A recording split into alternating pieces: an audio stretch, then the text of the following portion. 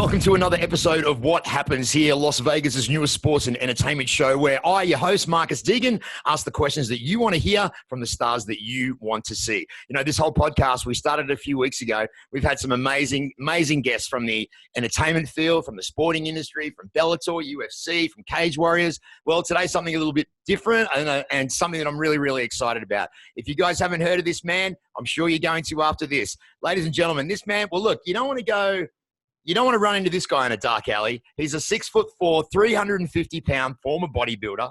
He's an arm wrestler. He's a representative for Chaos Nutrition, and he's starring in a brand new movie with DMX and Tara Reid called Dogman. Ladies and gentlemen, would you please welcome to What Happens Here, Big Frank. What's up, brother? How are you doing? I'm good, mate. Thanks very much for coming on the show. I really appreciate it. How's things where you are? Of course. Everything is great. I mean, it's weird. It's weird this time in, in the United States, what's happening with all this Corona stuff and whatever, but just making the best of it, right? So where are you at the moment, Frank? I live in Buffalo, New York. I work for General Motors, so, we're laid off. I got 4 kids, so, the kids aren't in school, so I got them all day, every day. And, we're doing our thing, waiting for this ban to be lifted and get on with life. So how are you staying in shape during this quarantine time? I just moved to my house. I moved to this house a couple of years ago. And at my old house, I brought all the stuff that I had, when I was a kid, right? Because when I started in my basement. I had everything. I had every machine, every thousands of pounds of plates and whatever. And, once I turned pro and once I started doing things for people and whatever, some of the gyms around here started giving me memberships, right? So I was like, well, why work out in the basement? I'll just, I'll take them up on these memberships. And, I started to love working out in the gym, and they just have way more than you could ever have at home. So I took all my stuff and I sold it. A lot of the stuff I gave away, like everybody did, right? So I gave a lot of it away. I sold some of it, it kind of went all over the place. And then this happened, and it's funny because it started to happen right before I was supposed to go to the Arnold, right? And people kept telling me, they're like, yo, man, I hope you have a gym set up. Gyms are going to be shut down. I blew it off. I was like, no. What are you talking about? Gyms are going to be shut down. The Arnold's not going to be shut down. That's insane. And I remember the very day Arnold put out that video saying that the Arnold Classic was going to be changed. I was like, was going to be canceled. I was like, oh man, I got to do something, right? Because then I called the gym and I said, look, I hear there's rumors that you might be closing, that you have to close down. Right. And she said, look, we didn't want to panic our members, but yeah, it looks like it's really going to happen. From that day on, man, I started scavenging everywhere I could for equipment. I went on Amazon that day. So this is before the gyms were closed down, maybe a couple days before. I went on Amazon. I ordered everything. I ordered 2 benches. I ordered a power rack. I ordered bars. I ordered plates. I went to a place around here. I grabbed a bunch of dumbbells up to 100 pounds. And then it was crazy. As soon as I kept ordering, like every day, as soon as, it went out, what was happening, all of a sudden Amazon shut right down for anything fitness related. Now you can't buy anything. Dude, I paid $500 for a bench that would normally cost like $179. Now, with someone that's always in shape like you and that's always in the gym, when you can't train properly, does it have a psychological effect on yourself when you take your shirt off and look in the mirror? Does that affect you when you can't train properly? Well, I mean, yeah, of course it does. In my past, though, see, I used to be super dysmorphic, all right? Because if you know my story, I was in a car accident, and I couldn't move for about 6 years. So I reinvented myself by putting on muscle. At first, I put on the muscle just to function, all right? And then as I found that I could work through my pain and do whatever, I was like, okay, well, I want to take it to the next step. And I told people I want to compete, and they started laughing at me, and that pushed me even harder. So once I put on all that size, all of a sudden I was Big Frank. They associated me with having this tremendous size. But then I found that you know, that can have a negative effect also, right? Right. So I was this monstrous 300-pound bodybuilder doing well in competitions, but I wouldn't take my shirt off in front of people unless, you know, I had all 6 abs. I wouldn't, you know, there was a lot I just wouldn't do. And I became very dysmorphic. I started writing for magazines and explaining my mindset and what I was going through. And I was like, you know what, I got to find a way. How can I beat this for myself and then tell other people, you know, how to do it also. Right. So as crazy as it sounds, that day I went to the hospital, right? And I just sat there and I watched.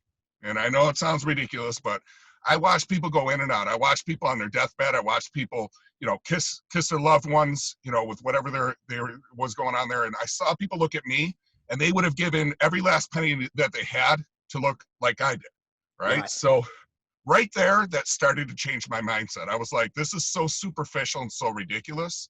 You know, if I was 30 years from now, I'd be giving anything to look the way that I do right now. So I gotta start enjoying it.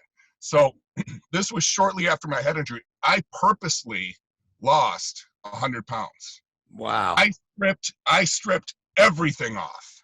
I lost muscle that I had worked hard for. You can see the pictures online. I stripped myself so radically.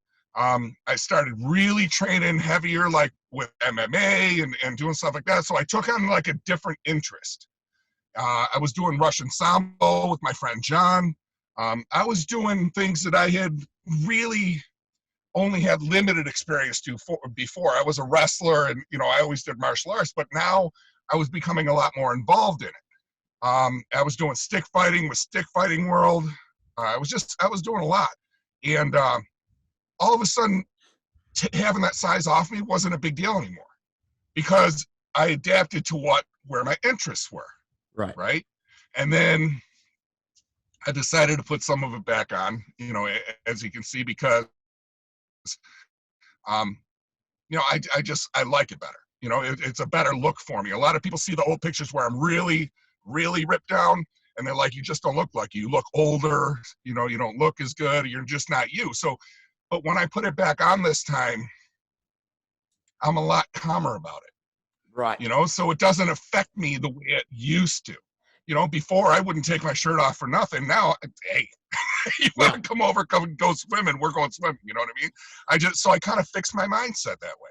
So now I train when I can, how I can, and I'm okay with it. So you just mentioned that you had a severe head injury and you couldn't walk for 6 years. So you're saying that maybe that injury had a bit of a silver lining because that injury was maybe the start of the creation of Big Frank. As you said, you put on all that muscle and got big to maintain just being able to walk around. What kind of injury did you have, Frank, and how did it happen? There were 2 different injuries. So first, I was a football player. I was supposed to play in college, and there were talks. I'm sure I would have played pro. And I was away at school, and I came back. I'm careful not to mention the school because that opens up a whole nother book of problems. But I came back, and my friends and I, we were a little crazy back then. And back then, I'm 48 years old. So back then, people didn't talk about drinking and driving and whatever. You know, if the cops knew you were driving or drinking and driving, they would follow you home to make sure you got home safe. Right. It isn't like it is now, or it wasn't like it is now. So we went out for Memorial Day. We went out to this bar. We were partying with a bunch of the Buffalo Bills because they thought I was a lot older than I was. And because of my size, you know, I kind of fit in. And we were having a great time. Coming back in the Naga section of the thruway, we were in a car accident, 85 miles per hour, going around a curve, hit a pole, hit the bridge head on, and I was a mess for about 6 years. So those injuries were physical. All right. I went through knee surgeries. My back was destroyed. I had my face reconstructed. All my teeth were broken. You know, neck injury. I had 6 herniated discs in my back, 3 in my neck, hip displacement. My knees were shot. I mean, I did very limited movement for about 6 years. I was a mess. I came to one of those points where I was going to change my life or I was going to take my life. Wow. And obviously I didn't I didn't take my life. I could not take the pain anymore. I thought I was I was losing my mind on a daily basis. And here's someone who was always an athlete, who had his whole future mapped out for him. My father, he loved me very much, you know what I'm saying? But he conditioned me that was going to be my life. Right. And see his son have so much potential, and then all of a sudden it's gone because of a decision that I made. I would have to hear how I screwed up my life, how I did this, and I couldn't handle it. So I went to the doctors and I said, look, I don't want to do these pain medications anymore. You gotta help me with something else. Doctor's like, you're never gonna walk right, never gonna lift weights. You just need to accept it. You need to accept that your life has changed. I finally found one doctor who believed in hypnotherapy and sent me to a hypnotherapist. The hypnotherapist taught me how to use my own brain to block out pain, to use my own aggravation and rage and anger and everything I was going through, reinvest it into myself and use that to fight through the pain. Wow. Once I was able to do that, I lost 145 pounds, rebuilt myself. I stayed very covered, told people I was going to compete in bodybuilding, and they laughed. My own family laughed. Until 2001, I stepped on stage and you could have heard a pin drop. I have the video. It's pretty cool. One guy who actually wound up becoming an IFBB pro, you hear him go, holy shit. And I started doing my poses, and people could not believe it. And once I was done, people just went insane. They went absolutely crazy. And I wound up winning my first show. And, I kept winning from there, turned pro in 2008, kept putting on the size. Now I'm 6'4", so it's harder for someone height to put on the size. But what I always heard was people would see my pictures and they would say, well, you look like a light heavyweight, but at a super heavy weight, because I kept my shape and a very small waist. All of which, if you look at my before pictures, it's a radical difference. Right. And everything was great, man. I turned pro in 2008. Everything was fantastic.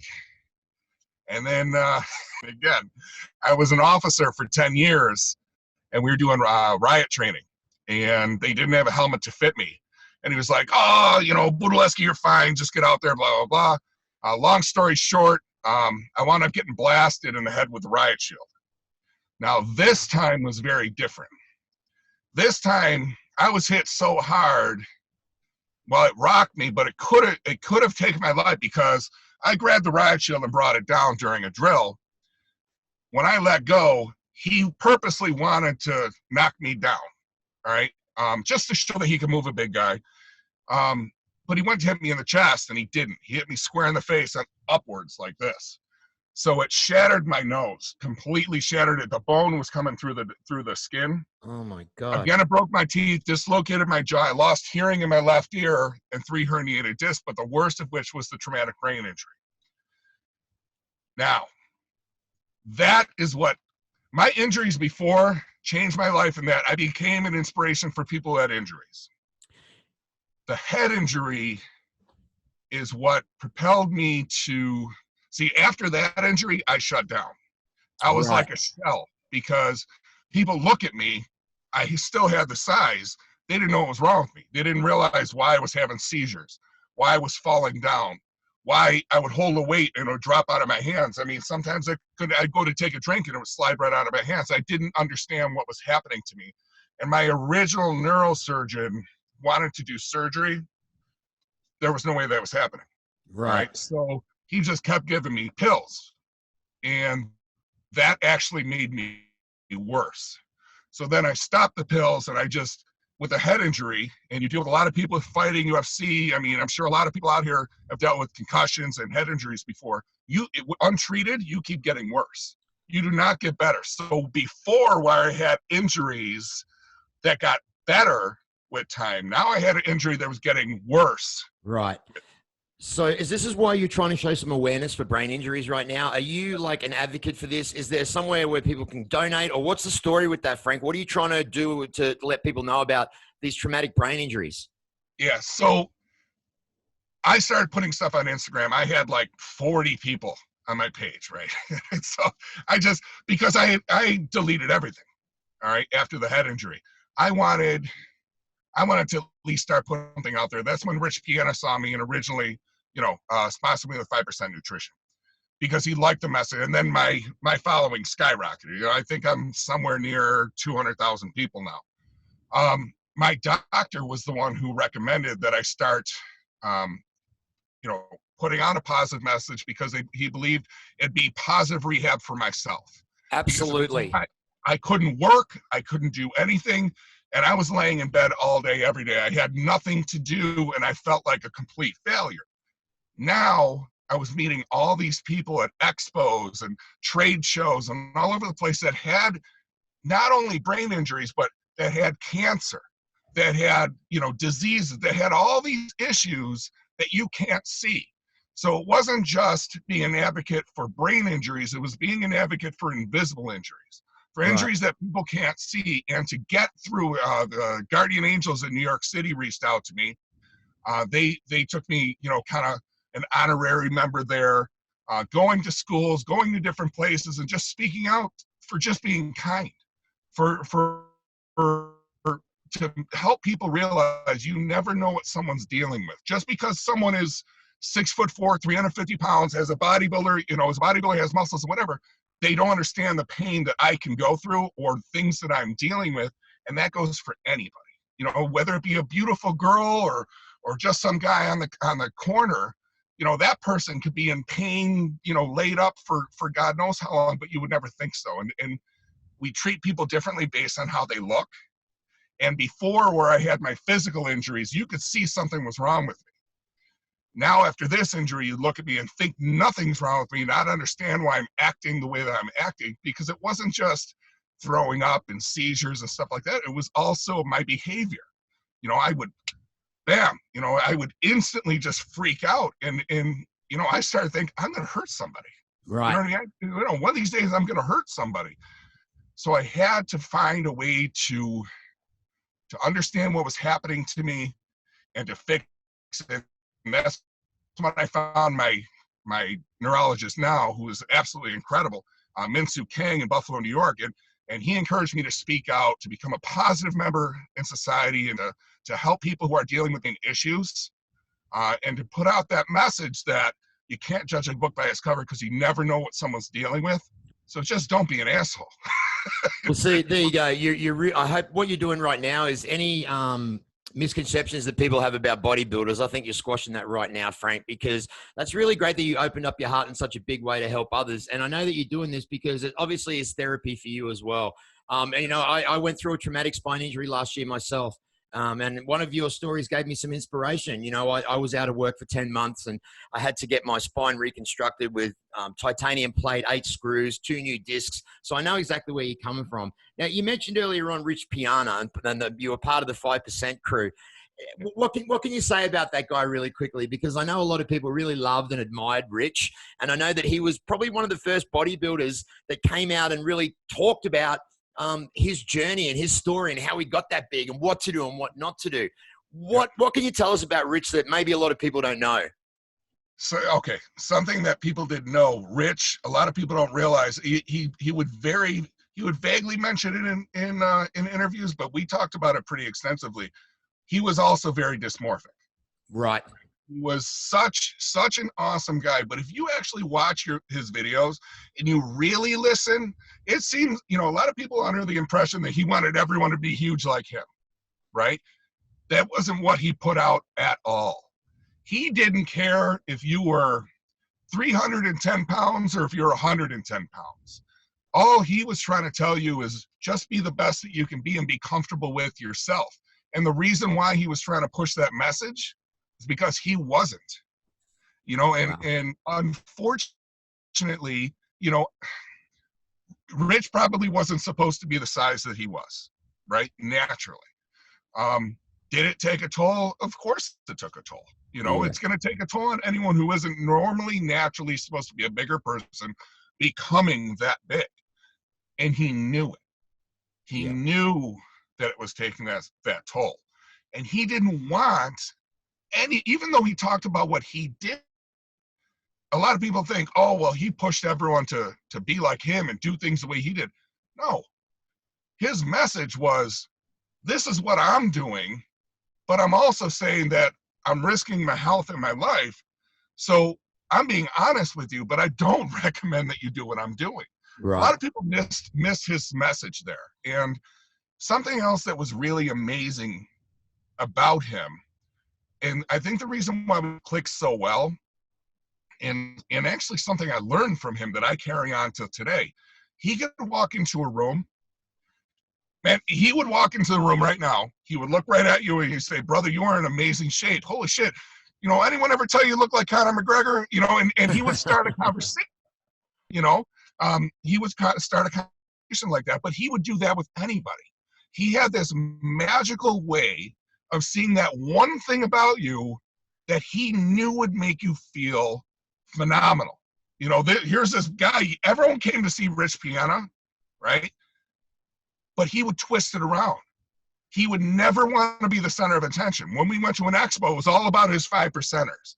When he walked into a demo, he would turn it around and look at the people who were in line and say, oh my God, you're so beautiful. Oh, you're pregnant. When are you due? Man, you got some awesome arms in you. And you could see as soon as he would do it, people's faces would light right up because they became the center of attention. And that was his magic. Wow. People wrote letters to me telling me how much Rich, you know, impacted, you know, their life. It could have been a 2-minute, they could have stood in line for 3 hours to see him for 2 minutes.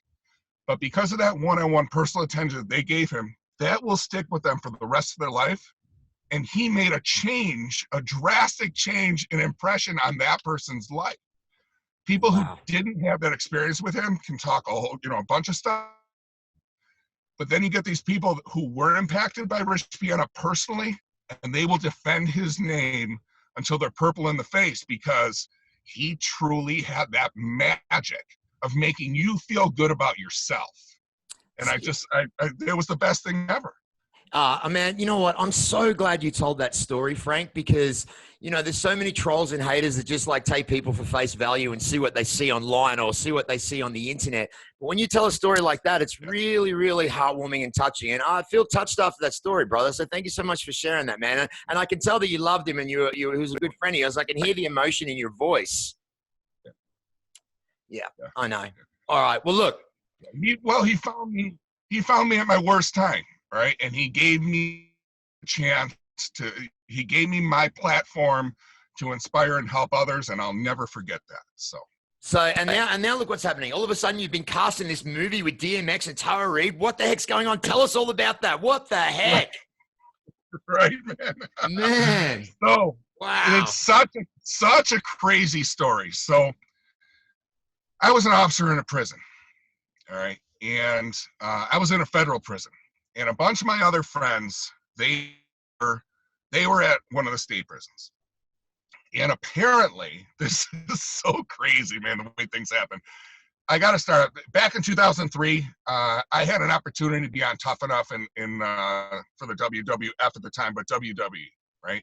I blew that. So let's not even talk about that.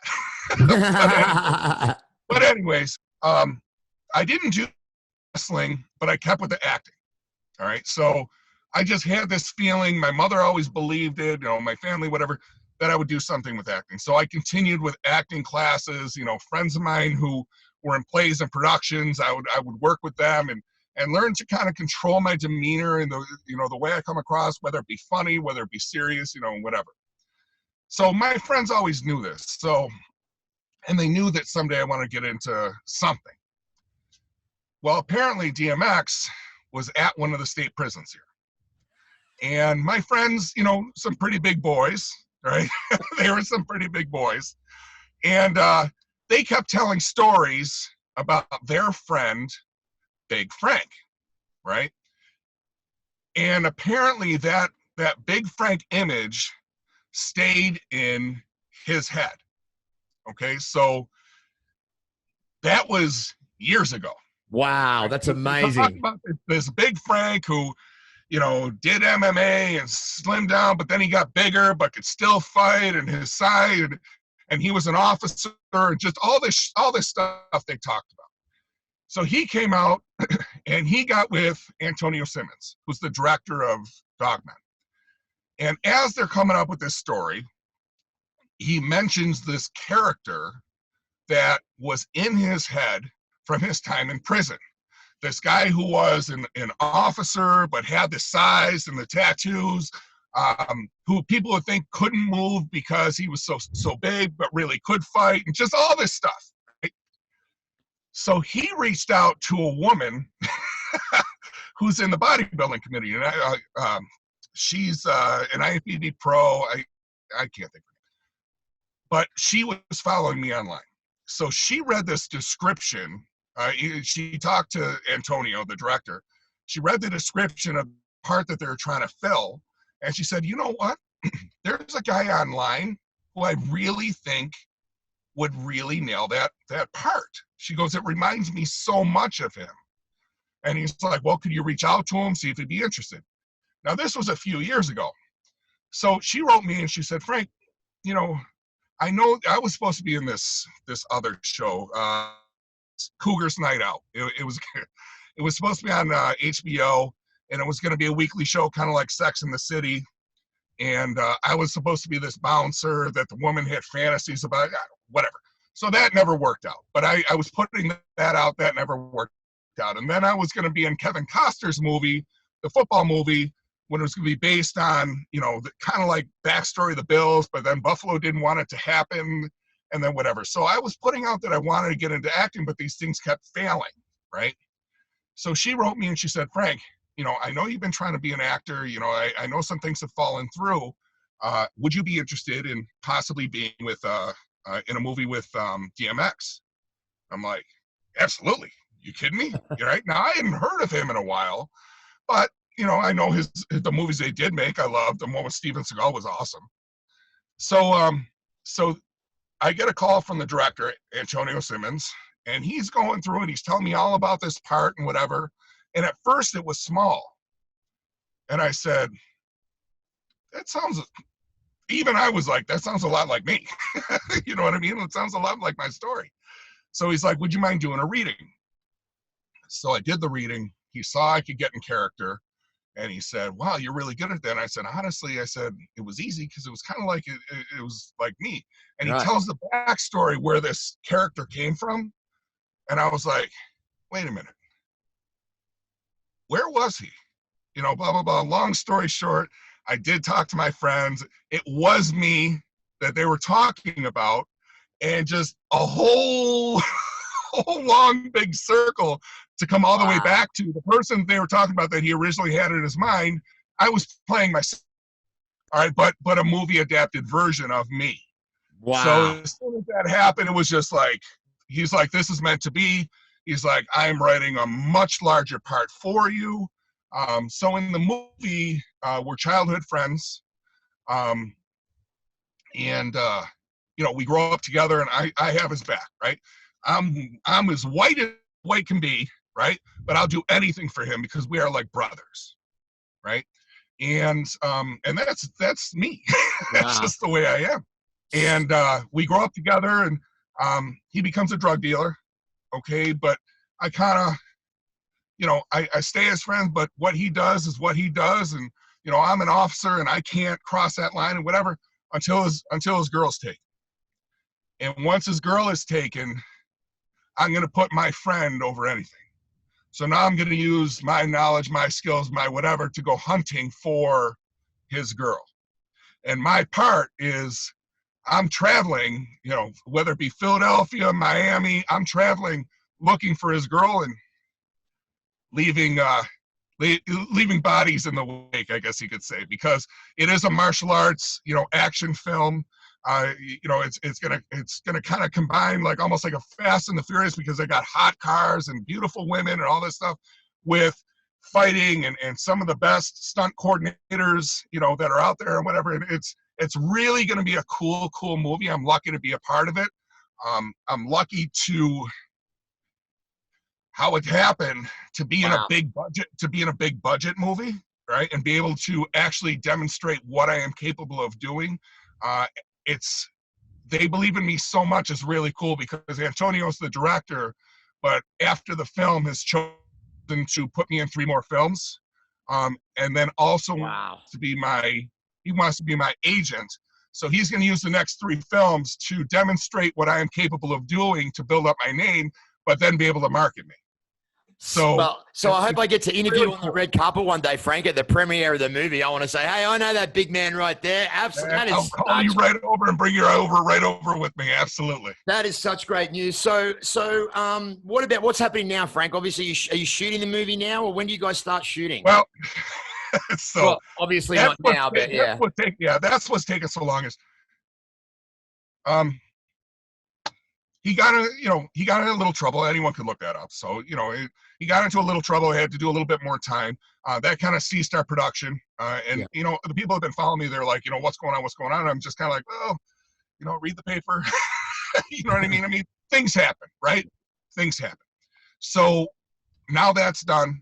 He's out. You saw the promo where he's talking about, how he can't wait to be ready for the movie. And what's cool is, some other actors and actresses that maybe you haven't heard of in a little while, like Tara Reid. This is going to be a movie for them to. This is the awesome part about this movie, for them to reestablish their name, all right, but then others to build their name. So you have a ton of people who are not complacent. The ones that want to rebuild their name are working really hard, and the people that don't have a name yet are working really hard. So you're coming out with some real magic in a movie that I think is just going to be incredible. It's going to be a powerful, fun movie. So I'm excited for it. Man, I'm excited for you, and I can't wait to see it as well. Now, you've mentioned MMA and fighting in UFC a couple of times. Who are your favorite fighters on the roster at the moment, and what do you think is going to happen with the Conor McGregor and Khabib rematch? Well, okay. At the moment, Conor's always going to be my favorite fighter, right? And if my kids were here, man, if they're behind, they do his walk. It's hilarious. They do it on the basketball. They'll win at a basketball game. They'll do his walk. It's just hilarious. There's a lot of fighters who also are really, they're favorites of mine, all right, but maybe necessarily aren't doing so well. Like Elster Overing, right? He'll always be one of my favorite fighters. He hasn't done so great lately. You know what I mean? George St. Pierre. I would give anything for him to come back. He is my favorite fighter of all time. I think the McGregor-Khabib fight, I don't see Khabib beating him, to be honest. I think Conor has gone through so much, and he's definitely the type of person where if you dog him and put him down and embarrass him and all this stuff, he has something to prove, but not to you, to himself. All right. And I can definitely relate to that. Right. So I think he's going to come back a different fighter. I think he's going to come back and really shock a lot of people. And then all of a sudden everyone's going to be saying, oh, he pulled off another miracle again, or he proved himself all over again. I'm expecting that to happen. I think that he will put everything that he's ever had into this fight. It's going to be pretty amazing. So Conor's really big on visualization, and is that something that you practice as well, Frank? Always. Do you believe that's necessary in life, to have that visualization skill, see where you're going, project it, and put it into the future? That's part of my hypnotherapy. So, whether it be The Secret or whatever, they all kind of say the same thing. The book, The Secret, or believing in yourself. I always put it out there. If you can believe that it can happen, it's gonna happen. I believe that our eyes are our movie projector, right? And we're creating our own movie. If you don't want a character in your movie, get them out of your movie. If you don't like the scene in your movie, move it. Go somewhere else. Love that. Create your own story. Have the power to create your own story. And if you're able to do that, you are capable of doing anything. We have the power to do. This is your life, right? You don't have to be complacent and lay around in your apartment. If you want something, go after it. If it doesn't work, go after something else, but never stop. Everything I've ever accomplished in my life, whether from getting out of bed and walking around, to bodybuilding, to fighting to this to that. People read my resume and they're like, what the hell? What haven't you done? It's because arm wrestling too, right? People said a big guy can't be an arm wrestler. Well, I arm wrestle the best guy on the planet, right? It's because I saw myself being able to do it. Or I saw myself do it. It wasn't, can I do it? It wasn't, I'm going to try. It was, I'm doing it. And once I see that happen, I need to make that come to fruition. I need to make that happen. And then a lot of people are like, oh, I can't believe it. You know, you must be so amazed with yourself. Not really, because I knew I could do it. I knew I was going to do it. I love that analogy. It's your movie. Your eyes are movie projectors. It's your story. Take out the scenes, change the scenery, make the parts that you want to happen. I really, really love that. And I'm so glad that you said that, Frank, because, you know, I really wish a lot of people would practice that more. And you know, it is a skill, and you don't just have to think, you have to work at it, and you have to put all the skills towards it. But it seems that you've managed to do it in all areas of your life. Brother, you're a dad, you got 4 kids, you're a successful businessman, you're an internet sensation, you're in a movie. Brother, we're going to put all of your Instagram, your YouTube, and all the handles on the screen up there and down the bottom there, guys. Frank, is there anything else that you'd like to say to your fans and to the people before we bounce? Any words of inspiration? One more thing. Yeah. With all that we're going through, and I just did this on I do this Big Frank's 5 cents, right? Where I just put out like a minute of some inspiration. I did one yesterday, and it put a smile out of people's faces. You know, I went to McDonald's, went to get a burger, and they never put the meat in the bun, right? Believe to yourself, first of all, that everything happens for a reason. All right, if something bad happens in your life, right? Like you walk outside, you go to work, and you got a flat tire, right? And you're like, God damn it, you know, why me? Why does this always happen to me? Look at it as a blessing, because that flat tire saved you from getting a car accident threw away. Right. All right. If you get sick and you can't go somewhere, God knows where that could have taken you, you know, that it could have ended your life. You could have been, you know, seriously injured or whatever. So first of all, believe everything happens for a reason. Second of all, take charge and have the power to change your own day. All right. So if I'm in pain, if I don't want to do something, if I get aggravated or whatever, the first thing I do is smile. Right. And people are like, why are you always smiling? Do you ever take anything seriously? Every time you smile, all right, something happens in your body. You're filled with endorphins. All of a sudden, it can actually help your pain. It can help your anger. It can change your mood. Try it. And then put it on other people. Someone's being rude to you, or someone doesn't, you know, open the door for you or whatever. If you look at it and go, you know what, you're an asshole, right? Now you're starting friction and a problem, but not only for them, for yourself. You're going to carry that somewhere else. Just smile at them and say, oh, you know, don't worry about it. You know, no problem. You know, and carry on with your day. You're going to see you drop it right there. But you put something in their head like, the hell just happened, right? And now you spread your positivity. And it's really, as you develop it and you use it more and more, it's kind of like magic. All right, being able to not only control your own day, but someone else's as well. And once you feel that power, it's like you feel that you can do anything. And it's really, really cool. It's something I really enjoy doing. So as I pass it on to people and they use it, a lot of people write me and they're like, man, it's awesome. You know, what you told me to do is awesome. So it's pretty cool. There you have it, guys. Look, we're only having inspirational guests on this show. We're only having people here that make an impact on people around the world. And as you can see right now, what you've heard from this conversation, this man has gone from hell and back, and he's still doing everything to help others. Frank, I just want to say, brother, I've been following you for a while. You are a massive inspiration, not only to others, but also to myself.